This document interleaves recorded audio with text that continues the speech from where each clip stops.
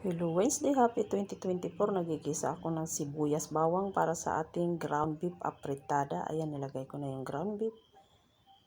Paminta. Yan, mikos-mikos natin. Mikos-mikos.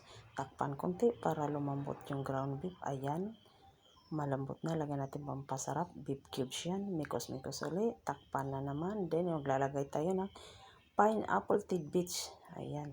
Isunod natin yung tomato sauce kasi yun ang pampalasa sa apretada. Yan, mikos-mikos na naman. Mikos. Tapos, takpan natin konti. Lumambot yung ground beef. Then, ilalagay natin yung carrots at patatas. Huwag natin gaano sobrang luto yung gulay para mas masarap. Mikos-mikos lang ulit. Mikos-mikos para maghalo yung konting lang pakulo niyan para hindi gaano malambot. And then, tikman natin. Ayan, yummy na yung ground beef apretada by Manang Didit. Thank you!